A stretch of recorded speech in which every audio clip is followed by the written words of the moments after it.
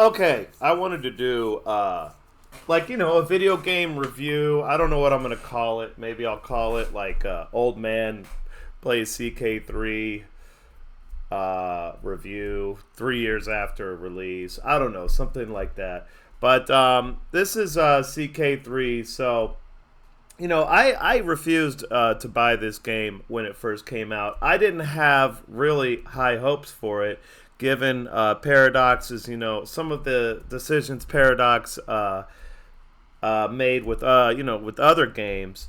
I mean, the Roman game looked really bad. I haven't been impressed with Victoria 3 looking at it yet, but maybe I'll get to that one eventually.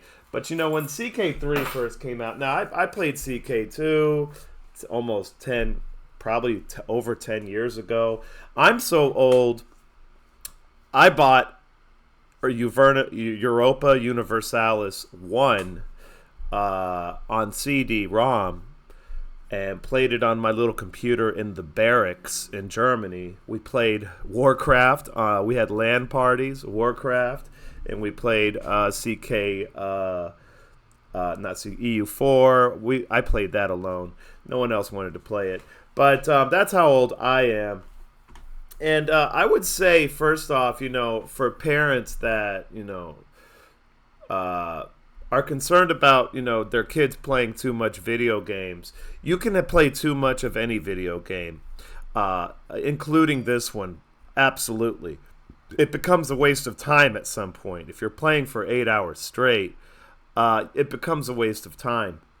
However, I would say of all video games out there, some of the Paradox games, I would tell parents, well, if your kid wants to play some of these Paradox games, like Hearts of Iron 2, well, now it's 4, Hearts of Iron 4, like CK2 or 3, like Europa Universalis 4, 3, whatever, those types of games, I would say there's worse your children could be doing. I would say that these are some of the most educational games. Kerbal Space Program was also very educational. This is but this in particular, because I'm a history buff, I'm also a physics weirdo. I'm a physics nerd, but so I liked Kerbal Space Program. There's some games out there like that, and this is one of them. I can tell you that it has a lot of educational value. For parents that, I'm not going to try to explain this to someone who has never played any of these games before. I want to make it more like a review from an old man, a borderline Gen-Xer here. I'm old now. So I want to make it more like, what I think about it compared to the other games. But I would tell parents that look into games like this, Crusader Kings 3. If you see your kid playing it, and they tell you it's Crusader Kings 3, and I would say, if you see your kid, locked in the room, and they're like, what are you doing? You're like, what are you doing? You're always playing that game. He's like, I'm playing Crusader Kings 3, Mom. And you're like, oh, okay. Then you should know that it could be much worse than Crusader Kings 3. Just briefly, why this is so great is because it's based on the medieval era. It's a historical, strategy game, very complex, more like about politics than anything else. It's a politics management game, although you can raise armies and do all this, but it's kind of like a politics management game. And it's the detail, the level of historical accuracy and detail they put into this game is fantastic. So imagine, your kid is playing this game, and he's playing as with one of these people. He's playing as Duchess Matilda. So Duchess Matilda was a real person in this time frame in 1087 AD.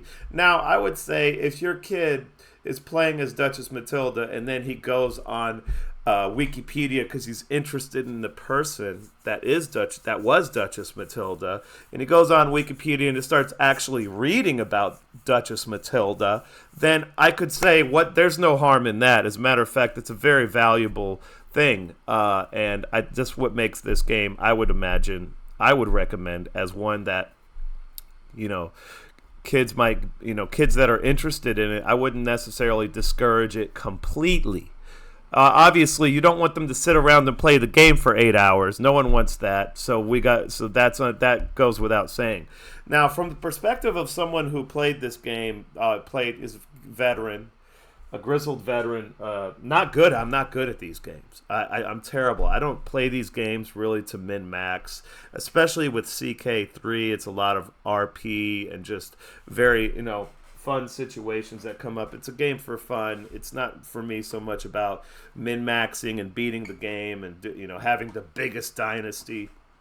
But what makes CK the Crusader Kings game so great is that I had a situation in CK2 where I was Duke Robert. That's how I started. I think he's still alive.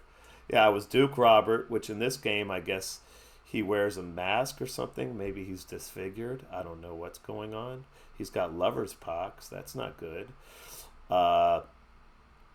So anyway, I played as Duke Robert, and I played the game well from, the 1055 time frame was the start in that game. And I played it until like early 1300s.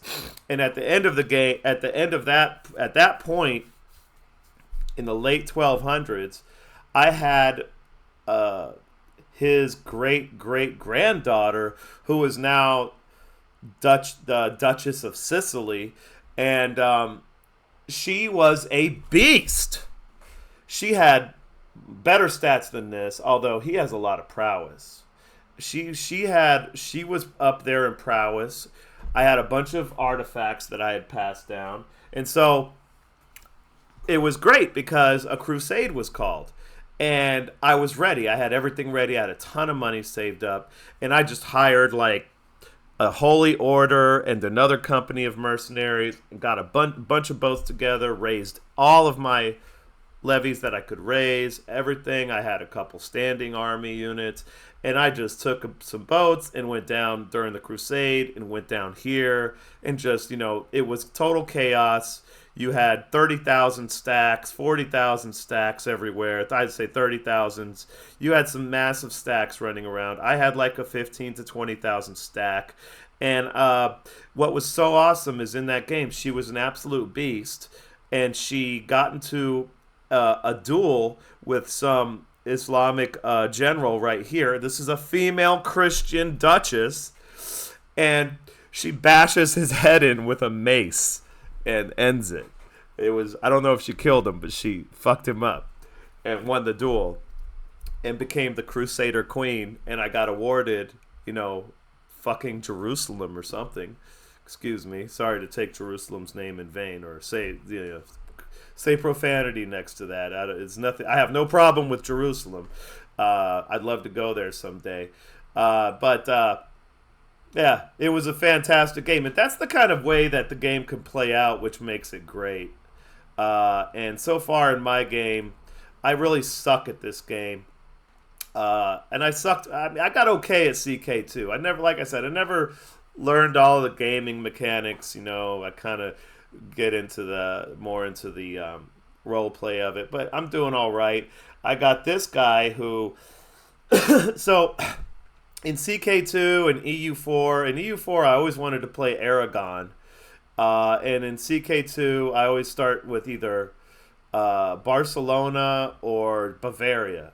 Bavaria is actually a fun playthrough in this game. I played a game of Bavaria. It's not bad. It's less warfare, but there's still plenty of fun politics you can get involved in.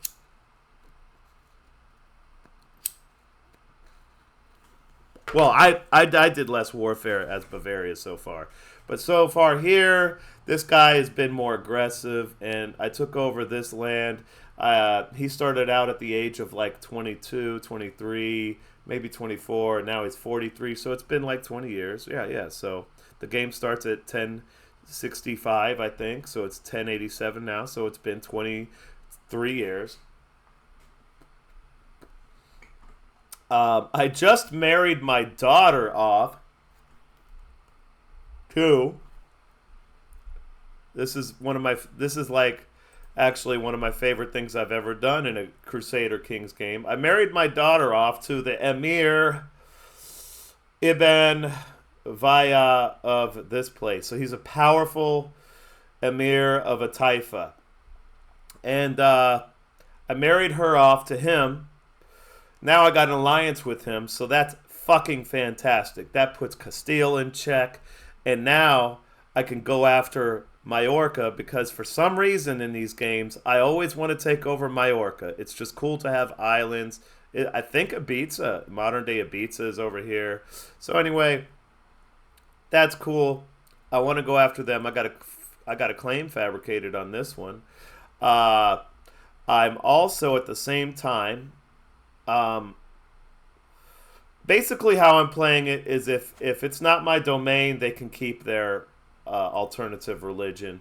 But if it's my domain, we're converting it to Catholicism because it's good to have the Pope liking you, I noticed. This is what I'm learning here. I'm still learning this game. It's good to have the Pope like you because now I got all these claims. All these kingdom claims. I can become a king. I'm not sure if I'm ready. And I could also take over Pisa, which I haven't even. Pisa. I didn't notice this. Pisa, huh?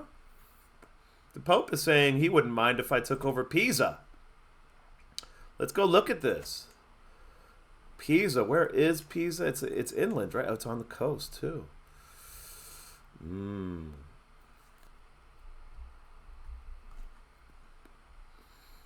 Pisa would be an interesting vassal. I think I want them as my vassal. Look at the taxes that they produce. How many holdings are here? Just 2. 1 city holding with 4 taxes per month. Fantastic. That would be, I would only get a percentage of that if I took over because I can't hold that. I don't think I can hold that domain. Interesting. So yeah, here we see that I don't know when the Pope started liking me or why. I think it's my piety. My piety's doing pretty good. I'm not sure exactly the mechanics of. I know that you can get piety through events, pilgrimage, which I haven't done yet. I need to do. I might do that in a minute. Through all that, see, I've been spending a lot of money. So now here's what I've learned. Development. So development, and this is an interesting thing they've done in this game, is they've taken aspects of other games. That's annoying. They've taken aspects of other games, like EU4. They took the development mechanic out of that, and they kind of added it to this game, modified it a little bit, and it works out pretty well.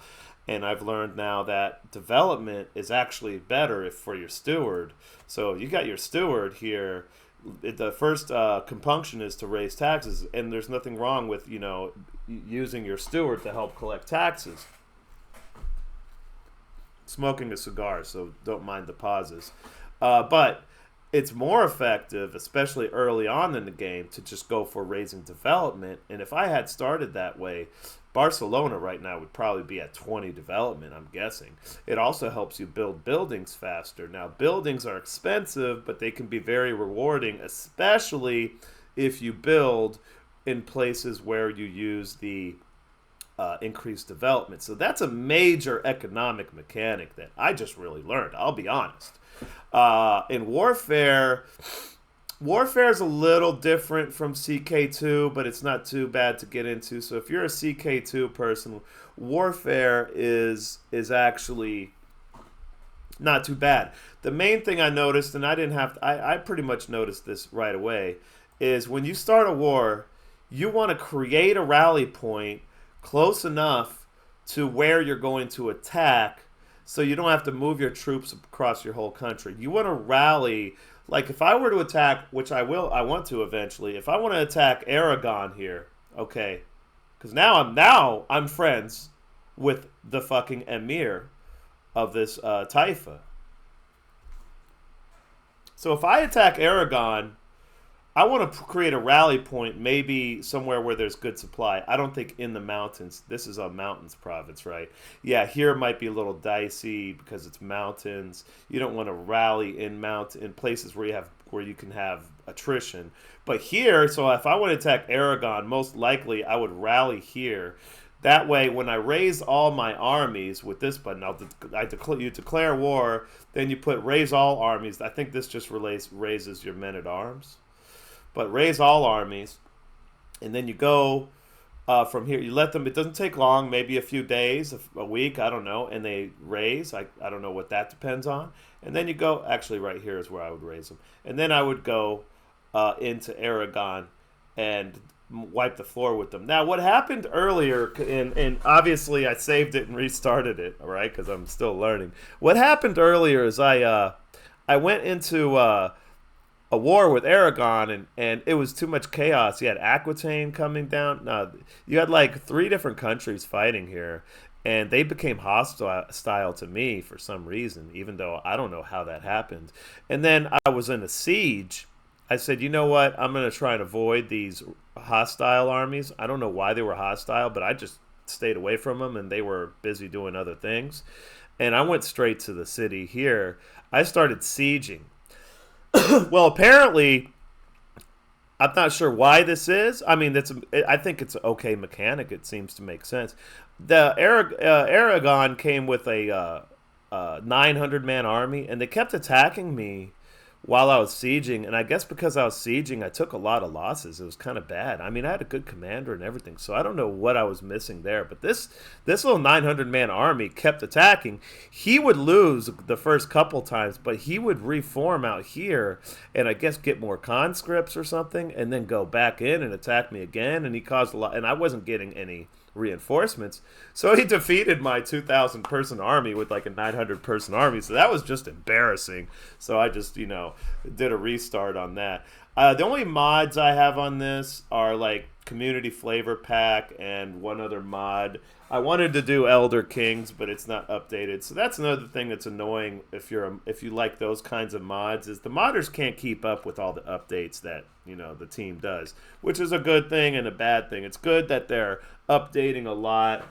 It's bad that they're for modders, it's like for massive mods like Elder Kings, it'd be impossible right now to keep up with it, So these are just individuals a lot of times.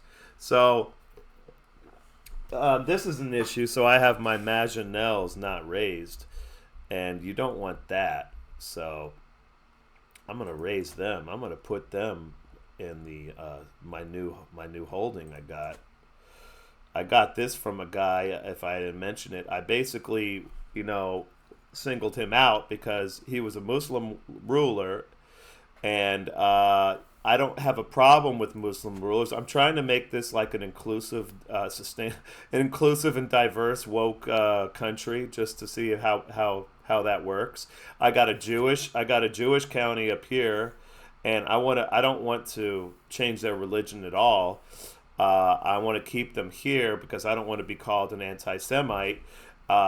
And then the Muslim, of course, I love the religion of Islam. I've studied the religion of Islam. So we're going to try and keep this a diverse place. But we had a Muslim ruler here. And first of all, he was causing a lot of trouble. He was attacking my other vassals, and I was like, this is, not working. We got to work together, guys. And so he was attacking him, raiding him, kind of fucking up my levies. And secondly, he was vulnerable, and I said, I kind of want another beach. I want some more oceanfront property. So what I'm going to do is I demanded he convert to Islam. He refused. This is a tactic that worked in CK2 as well. Then you say, well, I'm going to have to imprison you now because you're breaking the law in my lands. And he'll say, okay, fuck you. I'm going to go raise an army. So I defeated his little 200-man army, and then put him in prison, and then I passed limited crown authority, which is right here, and I did that after I imprisoned him, and then I took his fucking land, And now I got a new. Now I'm at 4-4 holdings. This guy doesn't have. This is my guy here. You know, He's not like an accounting expert, to say the least. His intrigue is actually decent. You know, I've been working on his diplomacy. That was 9 when it started, or 8. I've been working on that using the perks. And like here's like kind of a. I went down the less trodden path. He was more of a martial character that I created. I went with the diplomacy tree at first because I figured I can get on the martial later, and it should go faster. Like I should be able to go down this tree faster because he is a martial focused character. But I don't know if that's now he has higher diplomacy than martial. So we're doing pretty good. Next step is maybe take over these islands, fuck with Aragorn. Now I got him as my ally, so that should counterbalance Castile. I'm kind of worried about Aquitaine. Now this guy, his father was a nasty son of a bitch. His father I was dealing with was kind of a nasty guy, the Wolf. They didn't call him that for no reason. And this is a historical character. This is one of the starting characters. So this is a historical character, and I intend to read more about him because he seems interesting. Uh, and they're kind of worrying me, but they're kind of over here. So hopefully they fuck with Castile more. Let me see. Are they allied to Castile? Perhaps no. They're allied to Brittany. Probably a good one, in Burgundy. So he's allied to Burgundy up here, which is always a powerful place. Was that Burgundy? That's Champagne. Wherever Burgundy is now. Is that Burgundy? Flanders. Yeah, anyway, yeah. Is this Burgundy? Okay, so Burgundy's always an issue. So he's allied to Burgundy, and so France, so King Philip isn't doing too good. Earlier, I was seeking an alliance with King Philip. Probably a good thing I didn't. I was worried that if I married my only daughter off to the emir of this taifa, that the Pope wouldn't like me. But the Pope seems to like me just fine. Maybe that's because I'm converting a county. What I did is I converted this county, and then already it takes a long time. That's increased control. And the asshole converted it right back. I was kind of like, dude, that's not cool. And that was another reason why I started fucking with him because uh, just because of that. Even though it was a dumb move to convert the county the first time, there was no reason for me to do it. But then that just gave me more role play reason to go after him. Uh, So that's where I'm at. It's only 20 years into it. I've been playing the game really slow, just learning about it more. And I would say this is one of the better releases we've had. I would say maybe the best release from Paradox. Stellaris is good, but an HOI 4 is good. So since one of those two, I would say this is the best release.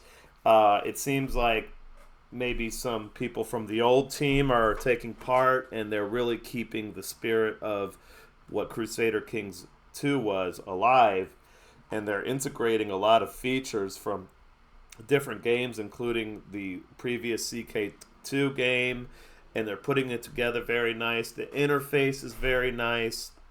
Uh, I like the fact that a lot of information, they started doing this with Hearts of Iron 4. And I like that they are doing what they can to put all of the information, as much information as possible, on one map, so you don't have to keep going through all these different maps. But you see, there goes, they're Jewish. They're going to stay Jewish. I want to maybe create a Jewish community and make this like a Jewish enclave. What religion are these people? What religion is that? County Faith? What? Merkala? What the fuck is that? So that is another Jew. So I might have to take over that county as to protect the Jews. But is that my ally? Oh, it might be my ally. I think he won't mess with the Jews either.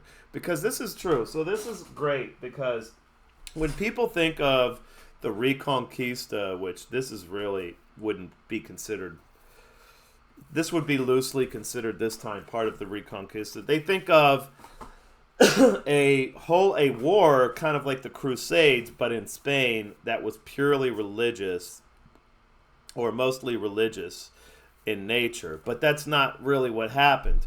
In real life, you had El Cid, for example, and El Cid, the great knight, would work with Castile, then he would work with one of the Taifas, I don't know which one, and he would go back and forth, and it was very complicated. And you had alliances between the different Christian kingdoms and Muslim kingdoms, and you had the Christian kingdoms fighting each other and the Muslim kingdoms fighting each other, and then you had a lot of Christian versus Muslim as well. So it was a very complicated situation, not like a lot of people think, and the game kind of plays out like that, which is really good. So they did a really good job with this game, I would say, at being a fan of historical strategy games like this all my life. I mean, I'm so old, I can take you back to Genghis Khan on NES by Koei.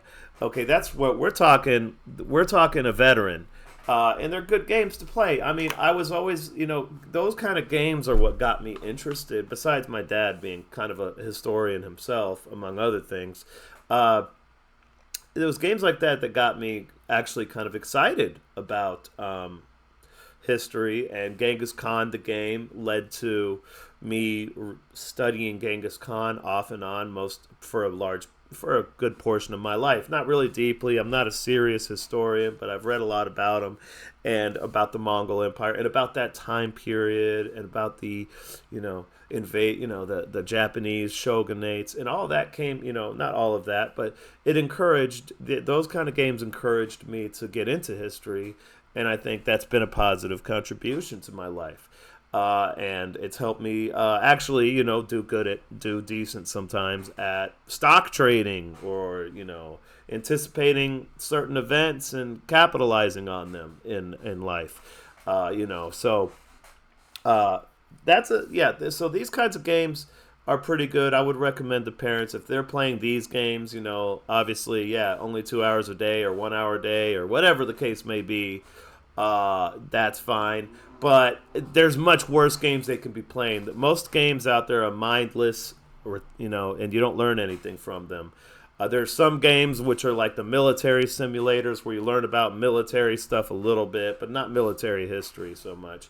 And there's some games like that. But these games probably have some of the most educational value. And the other one that had the most educational value would have been that I found extremely educational was Kerbal Space Program. I think they're coming out with a sequel on that. We'll see how that turns out.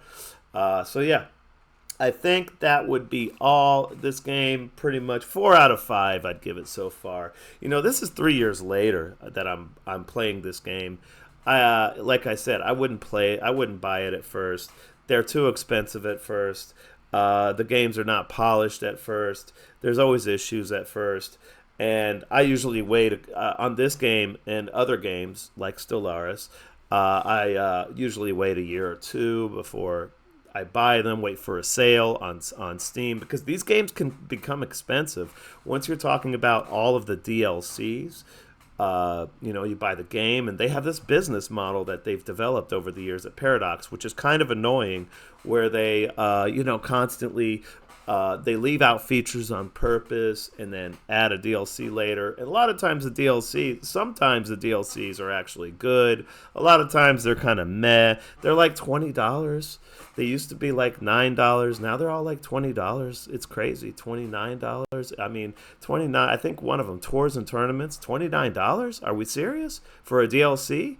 So there's that. So you wait for the summer sales. I got this on the summer sale, and I managed to get. I still spent like $70, $80 for all the DLCs and the next 2 DLCs that are going to come out. So these are not cheap games. But of all the games out there to play for kids, for teenagers will really get into it. I mean, if you have a kid that is below, like young, like 12 or younger, that can get into this game, you might have a genius on your hands. All right. You might have a genius on your hands. So that's the way that goes. All right, so that's it. Good game. I'm having fun with it. I'm playing Duke of Barcelona now. It's fun, and I am out.